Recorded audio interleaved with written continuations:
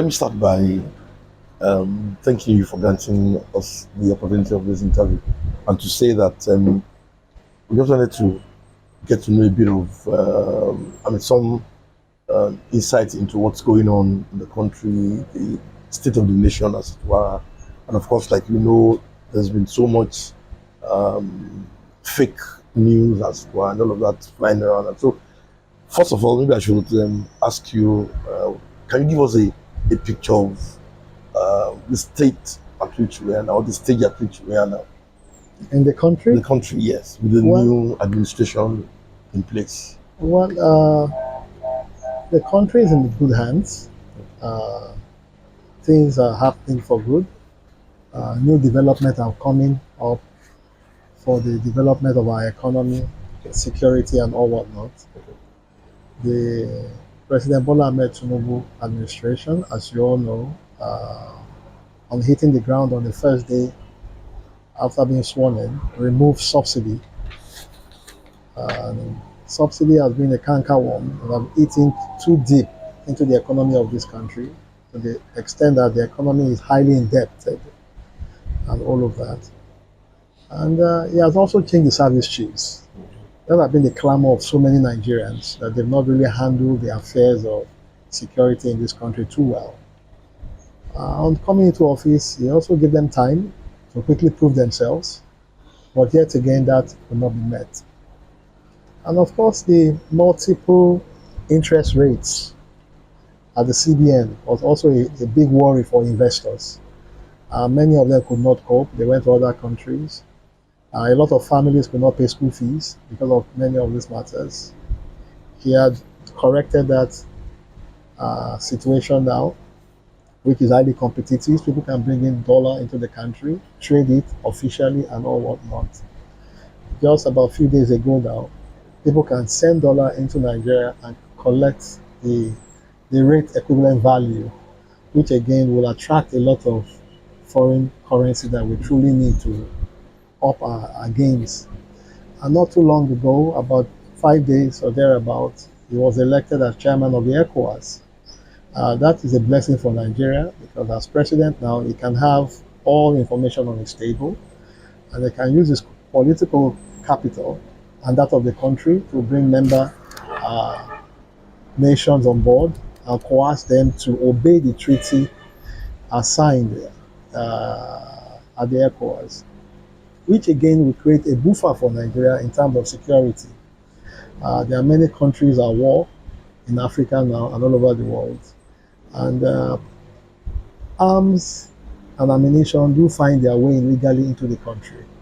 So using his strength and his network as the president of Nigeria now, strengthening countries around Nigeria, he can blockade their borders and help protect our immediate border so as to guarantee life and property being secured. Then the remaining will now be for us to tackle the internal affairs. As long as there is no supply to the insurgency and criminals, definitely in time, all of these things will fizzle out. And for our economy also, he has also signed to law the student loan, which again will build the human capital that we need in order to strengthen our economy.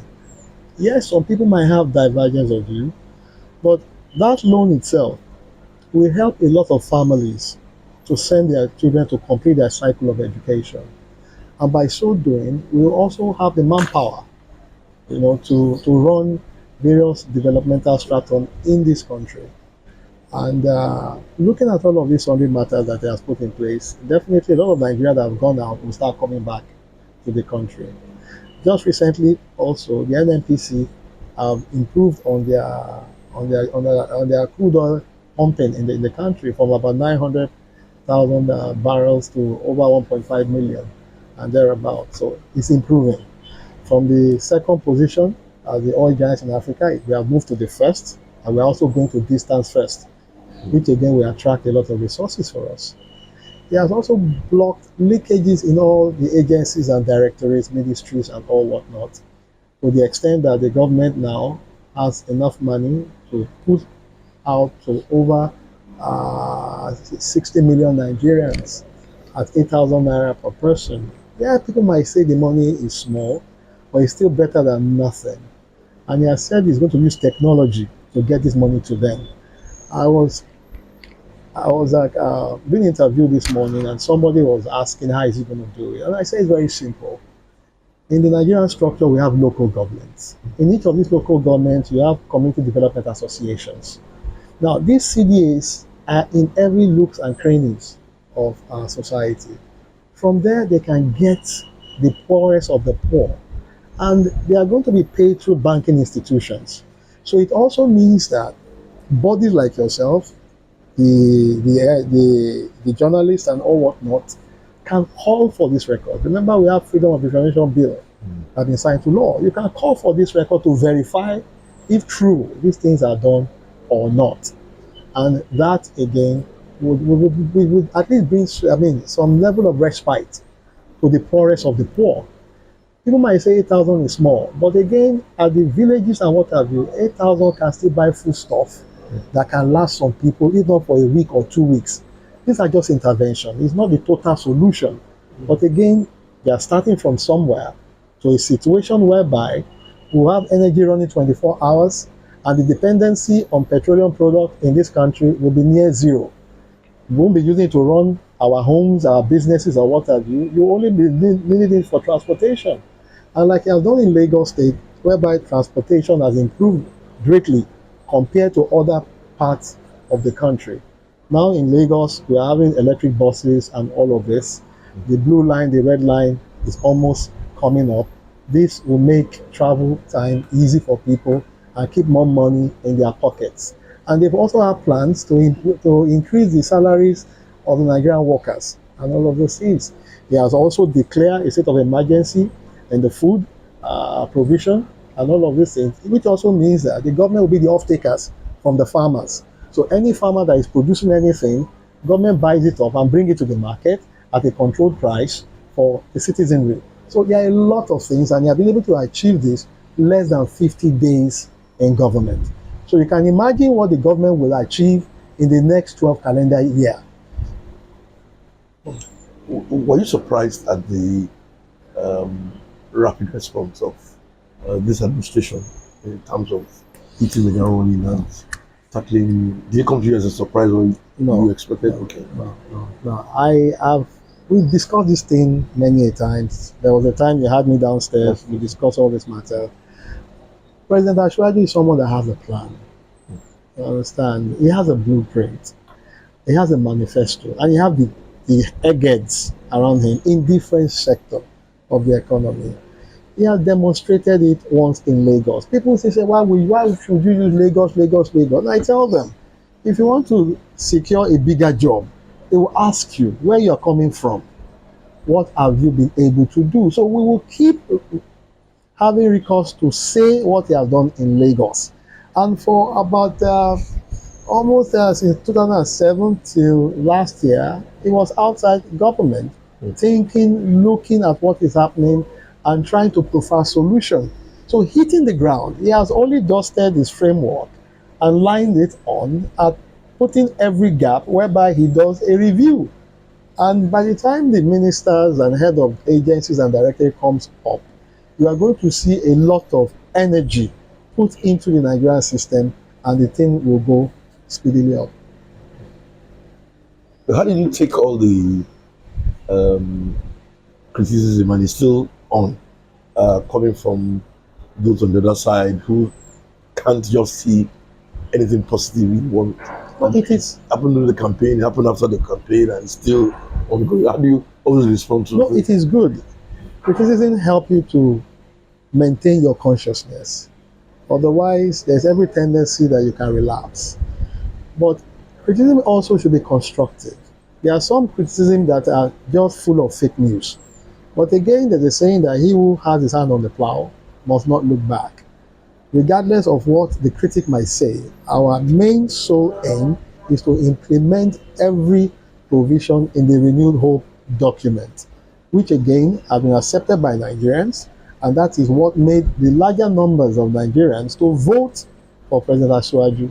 And he has said that he's not the president for those who vote for him alone. is the president for all.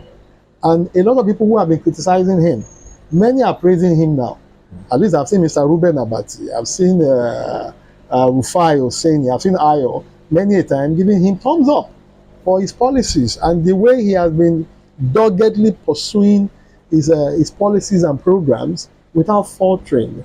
It's a thing of commendation. They still said it this morning, and so many other people too are saying it. But he's not going to be too moved by the praises because the job has not finished yet. We've just started barely 50 days. We still have over 300 days to go. Multiply by 360 times 3. In addition to what I've just counted, there's still a long way and a lot of things to be done. Talking about criticisms,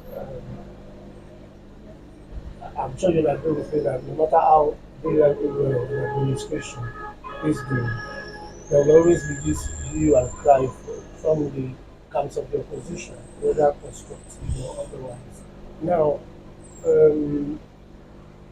talking about the fuel subsidy, a lot of people still maintain that it was probably done too hurriedly, that perhaps the president put cat before the horse, that there should have been some measures to cushion the effect in place first before the subsidy kicked off.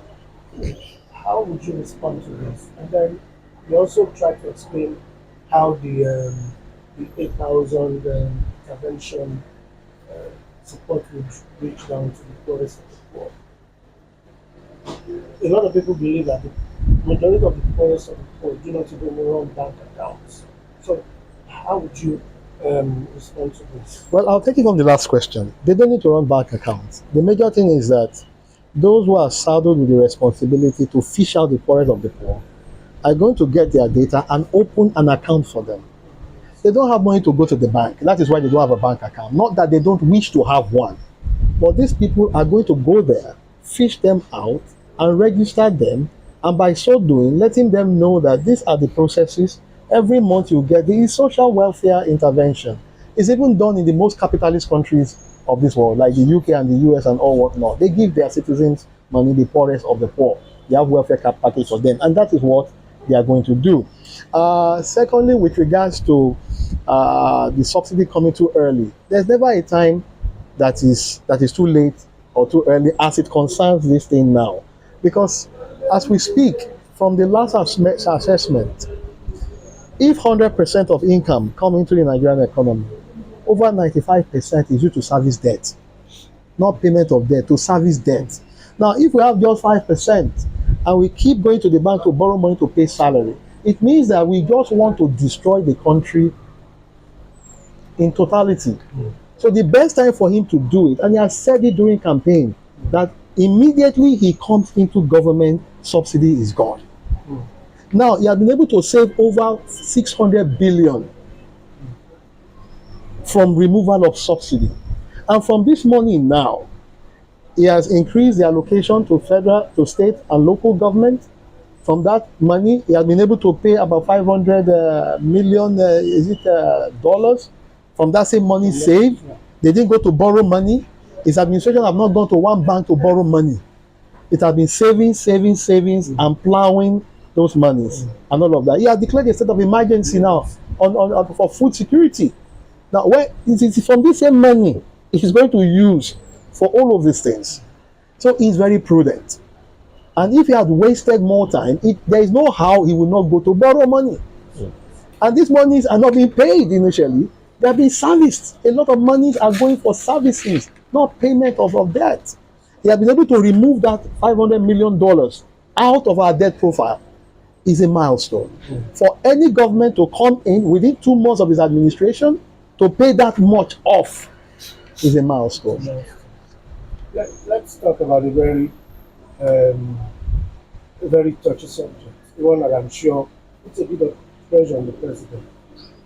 The Igbos right now, whether it's within Lagos and outside, there's a lot of expectation on what and how, what the president will do for them, how he will bring them into the scheme of things, how pressure from the Igbos. They are demanding that they should be well represented in the government. Of course, they still have part of them on one hand, while also insisting that their preferred choice should be hopefully, installed as president at the end of the tribunal. Now, what sort of pressure do you think this puts on the president? How should the Igbos expect him to respond, to this in terms of them being well represented in a government that they clearly, did not Well, vote for? well, there is no pressure on the president. The president is a detribalized man. Looking at it from the appointment of service chiefs, the president was able to distribute the appointment equitably. Even the Igbo have the chief of naval staff, right? Every nationality in geopolitical spread have their representation in there. Hmm. The president have demonstrated that it's very equitable. He's not even looking at one nationality having more than the other, right? Now, from his special advisors, he has also spread it to the youth, to the women, and across nationalities. By the time the ministers comes in, he's also going to follow the law that provides that every minister must come from each state of the federation. So automatically the Igbos too will be represented there. And the agencies is also going to spread it across. But not just giving it to geopolitical placing or nationalities, but it's going to get heads. Because you cannot sacrifice competence at the altar of self-pity. You must get heads from all these nationalities to come and man all of these station points.